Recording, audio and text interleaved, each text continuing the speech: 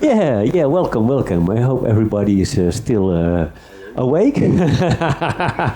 Still have a car, so... A couple left. So I'm back again. Gerard is here also. So let's start. Monitoring. What are we going to talk today? A little bit about us, our environment. Why do we do monitoring? Some samples, some information. A lot of try to do a little bit of hands-on stuff.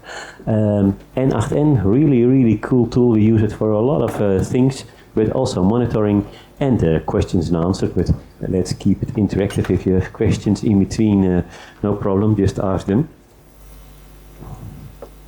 So yes, of course we want to show you a lot, but we didn't make it. That's the guy who did sample our monitoring, so we can't really go real deep into the specifics, but we will tell you a lot and try to explain the most of it. Yeah, and we have really difficult questions, we pass them through to Gerben. Yeah. It's your brother. Yeah, it's my brother. It's my little brother. So this is me. You can read what I do, and that's who I am. Yes. You built Autoflex 9. Yeah, I built most of it, which was in Fox Pro and started out in Visual Fox Pro now, but it started out in Fox Pro, so that was in MS-DOS, and we still have two users. Two customers. Yeah, two customers who use that. So. Yeah, we really don't want to support them, but they're so stubborn they won't switch over. Yeah. And once a year you visit them. Yeah.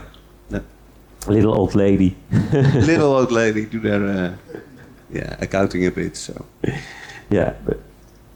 And then myself already had an introduction in the previous slides. I manage Autoflex.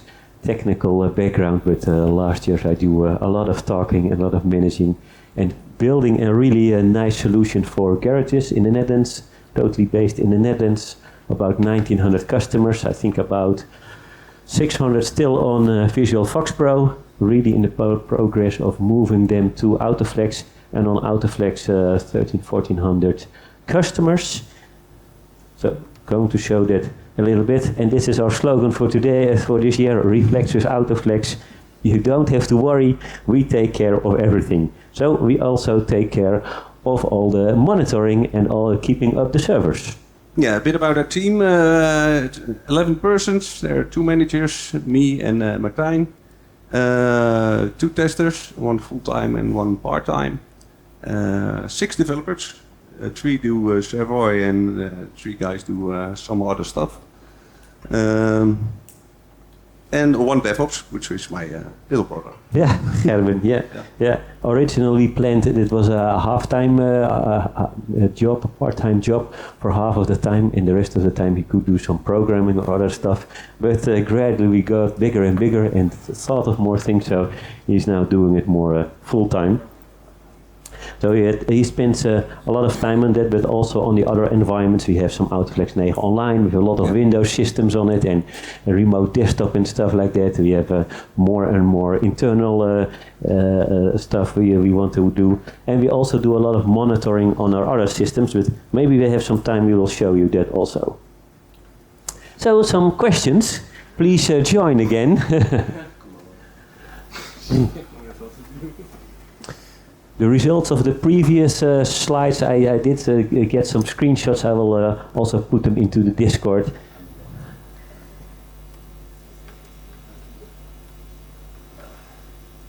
So what OS are you using for rolling out your applications? And which Application or users? Application, yeah. I'm missing the Servoy cloud option. We'll come to that. We'll come to that. Kubernetes, so. Yeah. Kubernetes. Yeah, Kubernetes is of course most of the things you run inside Kubernetes is of course Linux also, but. And it's not an operating system, but that's a Thank you for your input. Also Mac. Mac and most of the part of the Mac is OpenBSD, so it's also a kind of Linux, Unix variant. So we see a lot of people on Windows still. we also started with Servoy on Windows. We first had one server, and then we had some more servers. We tried to split it up, and then we moved to Linux. And I already talked with some of you, some hesitation to move from Windows to Linux, because then you have to have some knowledge and some more than only LS or CD. It has to go a little bit further than that. So I can imagine that that can be a hurdle, but that's why we also got Gerben. Yep. He knows really a lot about all kinds of OSs. So really nice to see this first poll. The next one, do you use monitoring? Yes, no. Why should you use monitoring? Everything is taken care of. You just install it once and it does it all by itself. What do you mean by monitoring?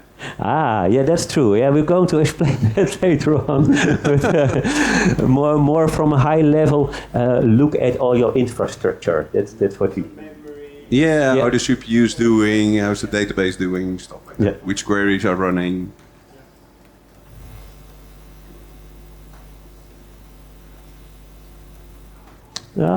So some people why, so that is going to be interesting, but hopefully we can show you some stuff why we do it. And a lot of people are doing it, can imagine that, but it's a different kind of breed of person. You can, and it's now called more DevOps. So the older system operators are really struggling, I see, because the modern DevOps in Kubernetes also, it's a lot of scripting, and you have to use Git and do scripts, and not only just click through the Windows wizard and everything will run fine. And you want to have it, especially with Kubernetes, you want to have it repeatable. So you create these nice scripts, and then everything runs kind of automatically. You have to monitor it, of course, but we'll get to that. The next and last question. Why is there already info in there also? Do we need to reset it, or was it... I don't know. So first one, where and how do you do the hosting, but more like the where. So on-premise, Azure, Servoy Cloud, DigitalOcean, that's one we use, AWS, and Hario. So I've sold everything. we miss you. We need another option. Yeah, we haven't on the list. Oh, what did we miss? Just another cloud server. Yeah, others. We can't edit it. So Yeah. No. sorry about that. We can say DigitalOcean, although it's not very yeah. Do that.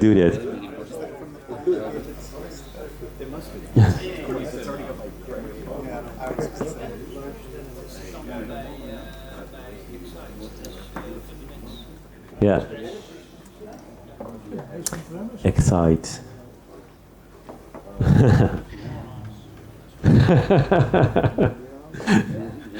I won't go into that. Thank you for all your input. Really nice to see a lot of on-premise. So, does anybody want to comment on that? Do you want to have control? Why on-premise? Yes. Well, basically, I checked on premise, but it's basically a bare metal server on a cloud system. Yeah.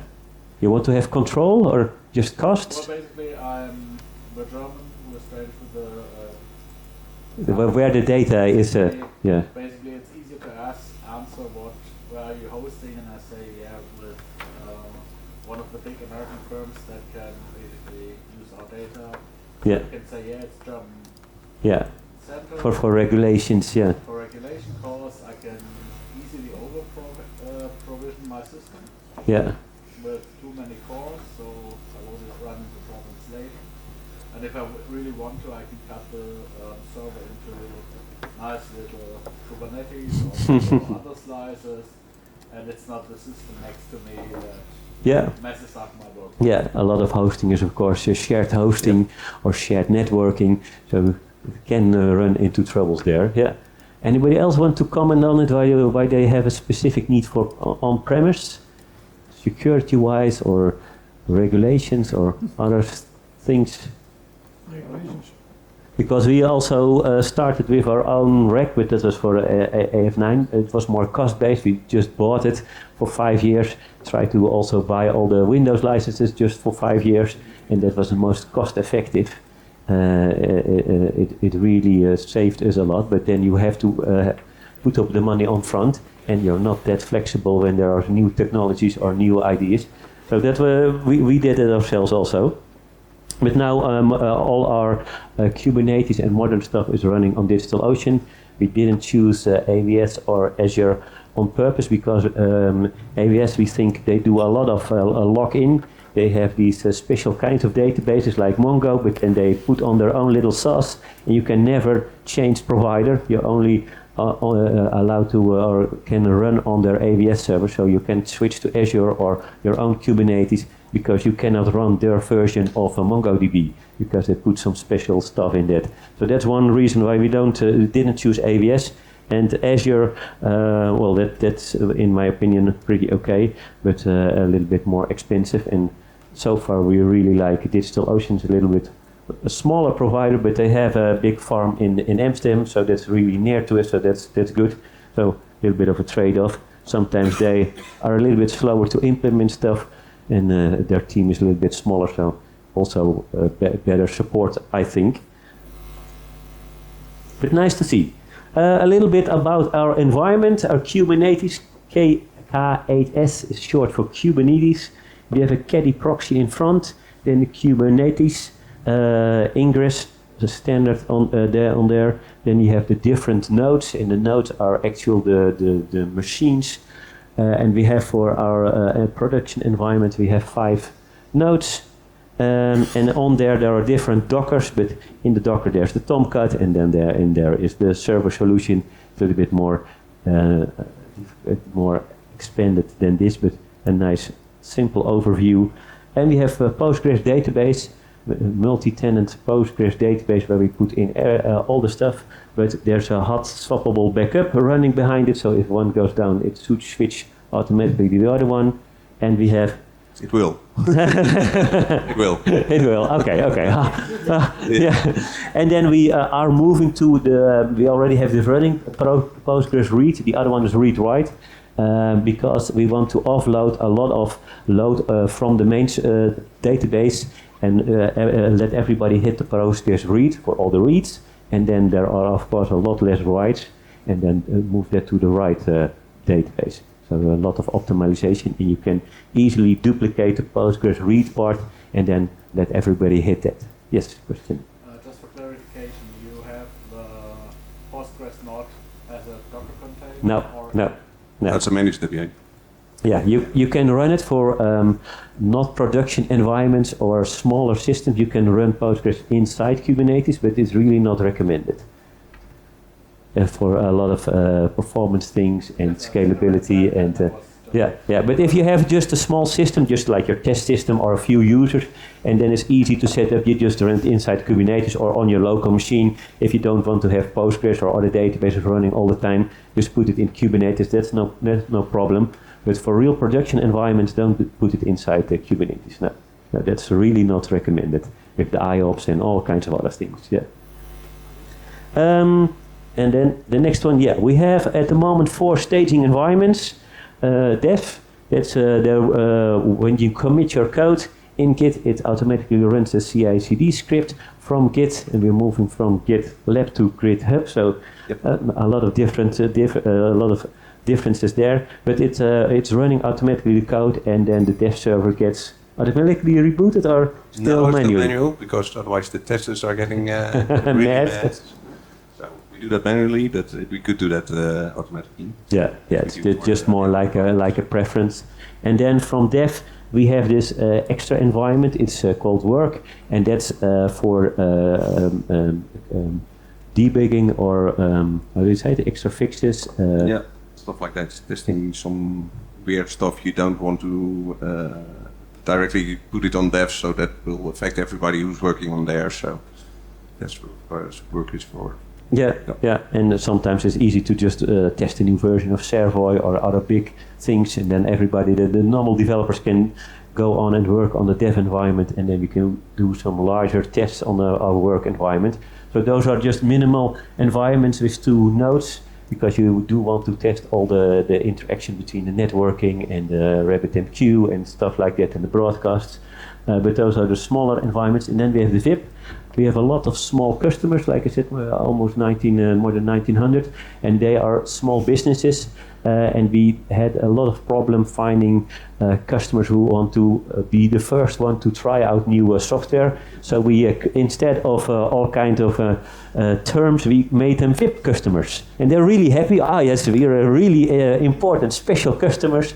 They come by 4 times a year at our office. We have some nice barbecues. They have a dedicated Slack channel, so they can discuss with Gerard and his team. Not really about the real problems and fixes they have to call the service desk, but just have a better interaction and see what things are working, and a lot of discussion. So that's really nice.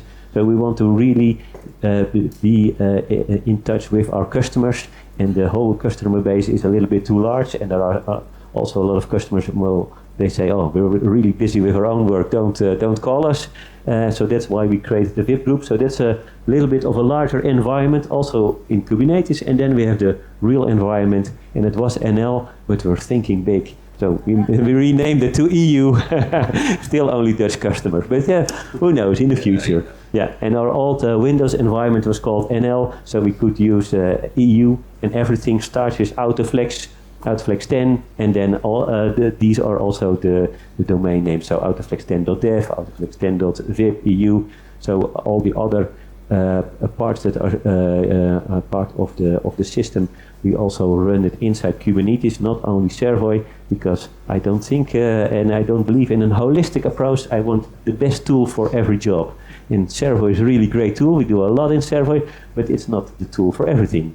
So we have a lot of other different tools and a lot of different tools which we create in different environments, like Node and yeah, Angular and yeah, and stuff. So why do you want to use monitoring? We use it because we want to see problems before they occur. We want to know the problem before the user sees it. So that's why we use it. To view at general performance, which always is important, who needs to perform. So. And finding the source of the problem. Is it the query, or is it something else? Is the CPU very high? Stuff like that. Compare date times. That's you wrote that. Why? When we release a new version, we can easily go back 2 weeks ago and see all the metrics and see why was it performing then okay, and why is it not performing today, and then see from there, okay, does it have anything to do with what you called the queries, or did we add some other functionality which may functionally work correct but have a negative impact on performance. So we can compare all these data points which we store for a pretty long time, I think. Yeah. On the background, and so we can see that, and also we add some new customers every week. I think we add now about 2 or 3 customers every week, so we want to see what is the impact on that. And we have some small customers and some bigger customers, so try to how do you say that, see into the future. Okay, what do we need, how do we need to scale, what do we need to add, do we need to grow on the disk side, on the Postgres side, on the CPUs. So, yeah. And when to scale out, when do we need more servers, because, or less? That would be strange. Yeah, but that would mean something now. Maybe you did a lot of optimization, so we can use less resources. Yes, that would be great. Yeah, preferably it would be like at night when nobody's working. I only need 1 server maybe, and maybe when it's busy I need 2 or 3. But yeah, we did a lot of thinking about it and a lot of preparation, but at the moment that's why we put manual inside the brackets. We do not scale up and down automatically, especially the downscaling. There's always more users than you think online at night, because normally I just say we're not active 24/7. The servers are running, of course, but our customers work from 7 till 7. Our mechanics start really early, and the sales goes on a little bit later, so that's our the prime time. But if you restart the server at 2 o'clock, there's still some users there. So, and get rid of draining all the sessions. That's really problematic still. So preferably we would do that more in a smart way, so we can drain it, put all the users on one server, upgrade the servers every day preferably, and then start them up as soon as the load increases. But yeah, we're not that far. Yep, not yet. And also we want to control everything. That's why we did a lot of the Kubernetes ourselves. Yeah. So keep the logs on Kubernetes small and have a single interface. That's why, and yeah, display it on a big screen. So, and that is how it looks at our office. The monitoring, so it rotates. It has different views. So, but this is a sample. Yeah. We try to grab all the information with the different tools, which we will discuss later on, to keep all the systems clean and put all the logging information, also the Servoy log and all kinds of other logs, put it into a separate Postgres database, and then use that and analyze that for all the monitoring. So just keep the systems really clean and speedy, and don't accumulate the logs on the systems itself. Just get it all out to a separate system. How does it look? Yeah, now this is a tool we use. I don't know if everybody knows about it. It's K8s. It's actually an interface around the API of Kubernetes. Yeah. So it gets all the nodes for us, and we can shell into a specific server or see log from it via the tool. Yeah. But that's all manually. So. Yeah, you have a lot of command line commands for Kubernetes, and this is a really nice interface. It's still, of course, in the terminal, but you can switch environments really easily. You see all the different Docker containers running on there. I also have a live shot, I think. So this is at the moment currently running live.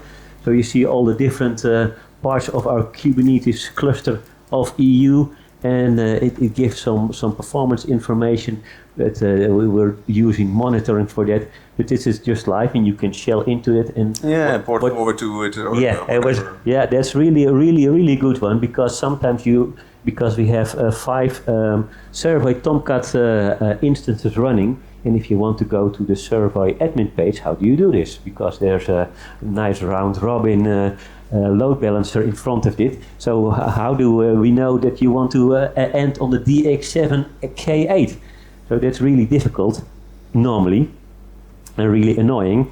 So what we do is you say do a port forward, and then just have a local port number and type in localhost, and then you know that you're actually on that server and see all the Servoy admin of that server. So, and for all kinds of other tools, it can also be really handy to have this port forward.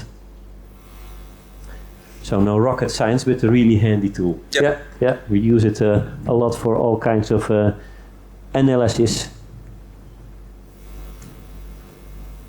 So this is part of our monitoring, of course. A lot of information which we can show here, and we show it in some gauges, and we show how many sessions per server are there, Servoy sessions. A lot of information. Basic memory, JVM memory, how's the CPU doing, are there any block threads? We had some issues with block threads. So Still have some problems with block threads. Yeah. They occur, and then we can see them here and act immediately if needed. Yeah. So another sample, like some graphs we can show, memory basic, how many is used, what is free, and a lot of possibilities per node. So this is information for one node, and if you scroll down, there's more. But maybe you can show it live. See how many users we have today.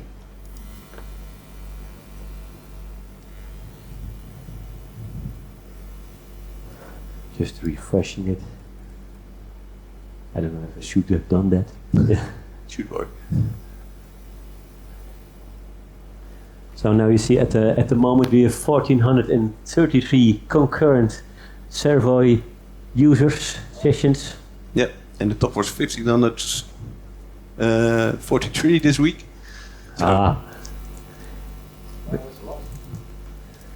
Yeah. I didn't know Servoy could do that. that's why we need 4 nodes.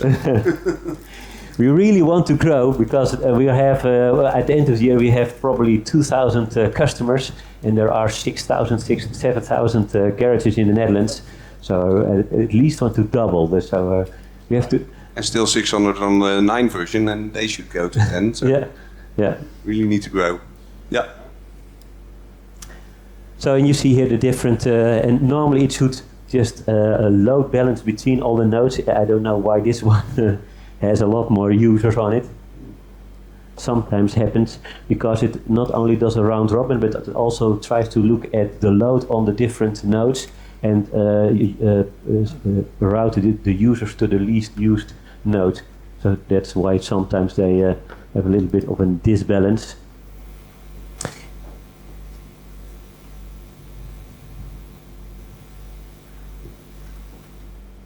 And then some more technical information. You can go really deep from Kubernetes with all kinds of tools. You can really see all the details of your server environment and see the different spikes. And this tool Grafana also lets you add alerts. So if you think, okay, this is like the log tables you see here, and you think, okay, we shouldn't have that much locked logs on the table, you can put an alert on that, and then you can send it to Slack or an email or an SMS and investigate and see why is it happening? What can we do about it? Presumably try to be proactive, of course, that's always better, but sometimes you have to do some analysis after some problems occur, and that's why it's really nice to have all this information, because we really want to pinpoint fast if it is in the Servoy, if it's in the networking, if it's in the firewall, if it's in the routing, if it's in the Postgres server. So you want to know where do I have to look for these problems, performance, or other issues. So that's why we have a lot of these graphs and also try to categorize them in a handy manner. And also the plain logs, if you want to, all the logs are grabbed out of the Kubernetes cluster. So if you really want to look into the logs, you can just specify a time frame, and in this sample you see the HTTP errors. Strange why we have 504 errors. Yeah, 504 errors shouldn't happen. No, but we can investigate more here in the log from the caddy. Which client was it? Where is it coming from? And then we get a lot of information from it. Yeah, so you can really drill down into all the information. And the nice thing is, on top here, I'll show it in the live one. It's a little bit clearer, I think.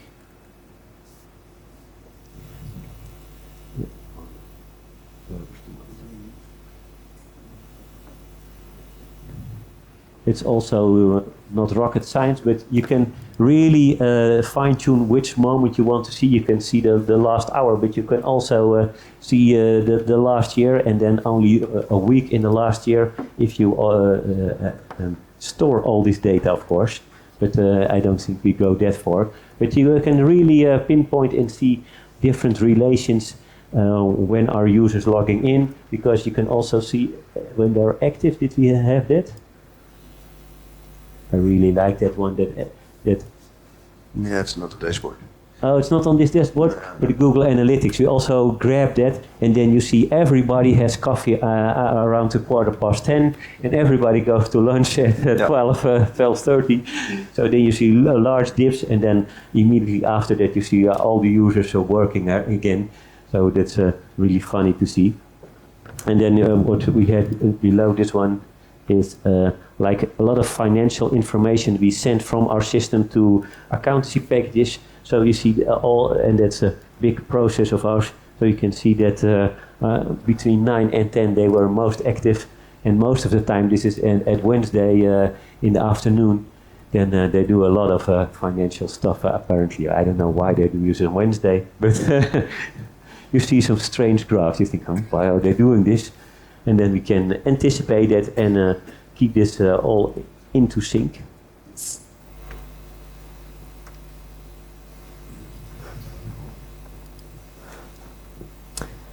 So how did we do this? We installed some tooling on our Kubernetes system, which is called Prometheus for the metrics and Pomprail for the logs.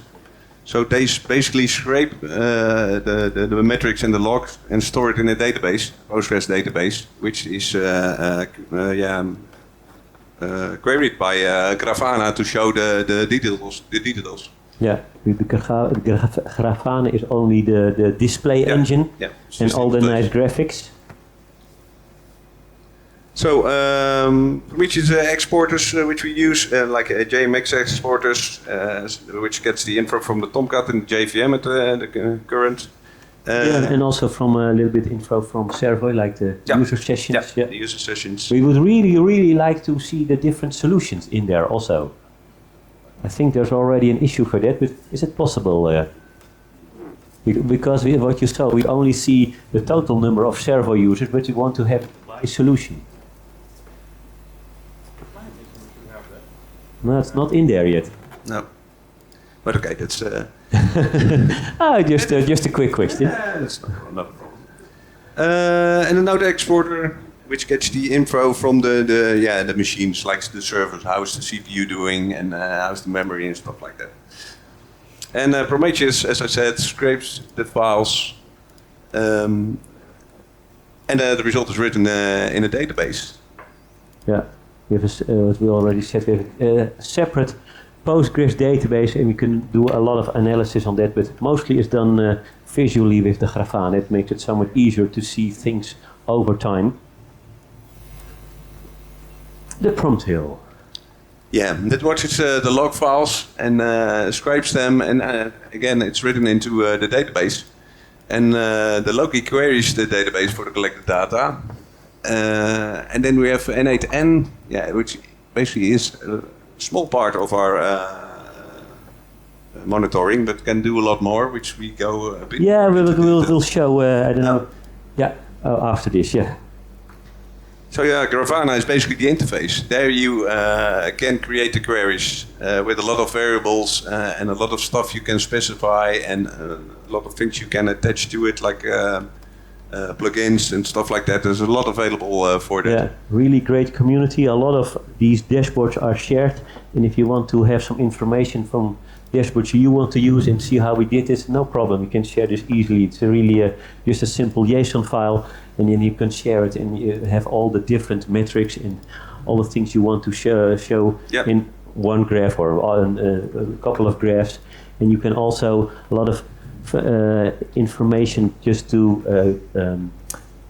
relate all the data, and we have it running on the big screen, and you can have a couple of dashboards running after each other. So that's and you can connect to your live database, like the financial transactions you saw, or from the live database of our customers.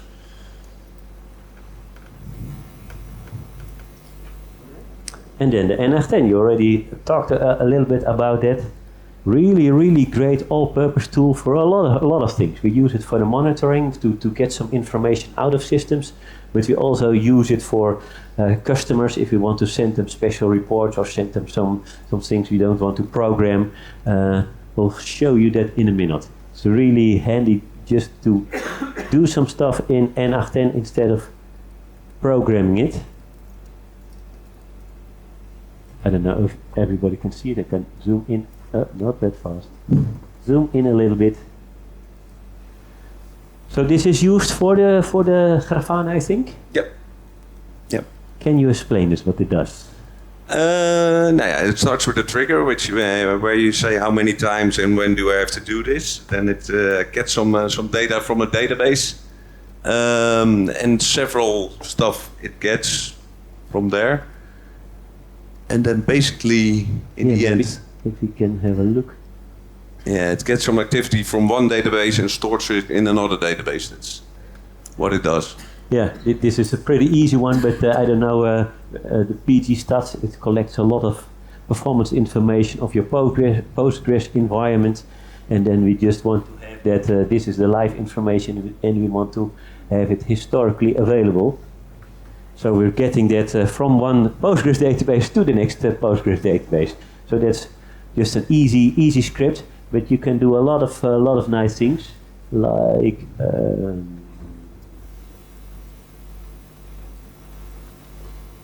yeah, there's one customer who wanted to have a specific report based, which only was useful for him, so he didn't want to make a report for it.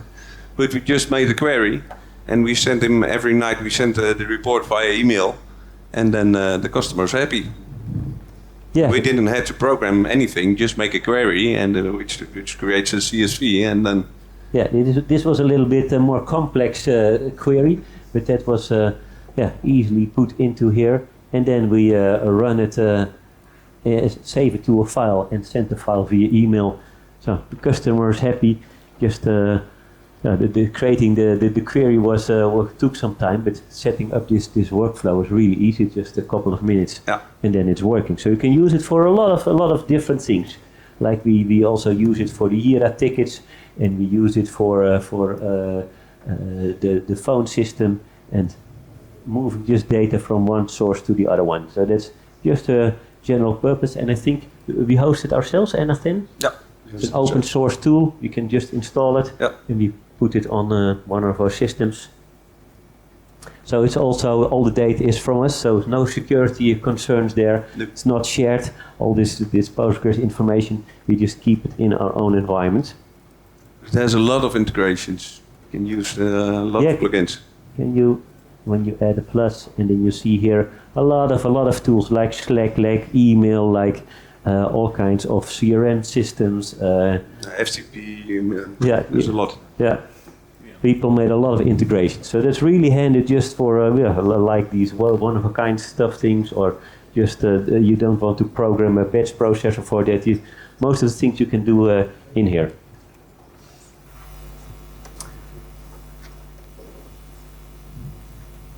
All right, yeah. Sit down and show this, because Mark had a really nice introduction about what is this? The client manager? Yep.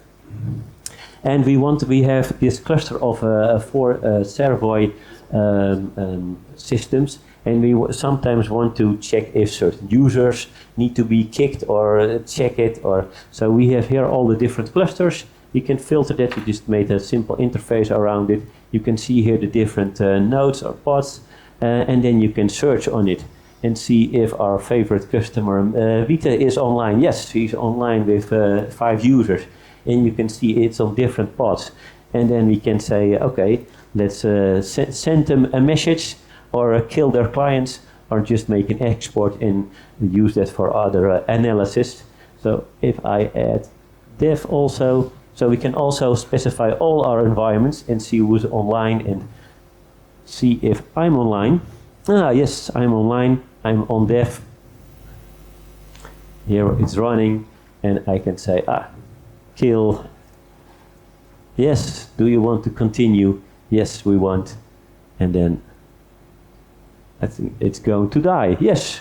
So that's a bit in practice of the client manager plugin, and you can do a lot with it. So. Yeah, we use it for a lot of information, get a lot of detailed information from the customers to keep track of things. But this was a pretty easy to develop interface, but the problem is you need to get the information from the different nodes. So we run this, we call this the admin API. We run this small piece of code on the different machines. Yeah, it's because You get the information from the nodes also from Servoy. Yep. Yeah. Via the nodes, because it's a small tool that runs on the Kubernetes systems, so it can talk to all the nodes. Because if you're coming from the outside, you can talk to the different nodes, and that actually calls an API call, does an API call, and gets the clients from that machine, and then it collects everything and we display it here. Yes. Well, just you ask Johan to program something for better info on the Yeah, on next. who uses what. This you could couldn't you just save this data to your PostgreSQL Yeah, and yeah. query this data in Yeah. Grafana? Yeah, that's So true. you can do something. Yeah, we were doing that in a way, but in the Amex I really want to see because. Sorry. Yeah, it was moved out of the way. Now we really that's true, but this is a bit slow. So if you want to do this every couple of seconds, don't do that. It takes a lot of resources. That's why it doesn't update real time. You have to click here, or we have a timer here. Like this is a bit too fast because it takes some. It really does take some resources. And in the AMX, it's just a counter because I want to see the users in the different solutions. We have a cloud solution, we have a help desk solution, we have a API solution. Actually, 2 API solutions, and I want to see how many sessions are used for all the solutions. More on but we could do this with it, but this is a bit intensive, so don't run this every minute. That's not good for the performance. But for a lot of other things, this is really handy just to get an overview, see if they're not double users or locked users, or sometimes users really stuck. So then we just kick it like we shown, and everybody can use this interface if they have access to it. Yeah. Yep. So that's really nice that we can provide this information.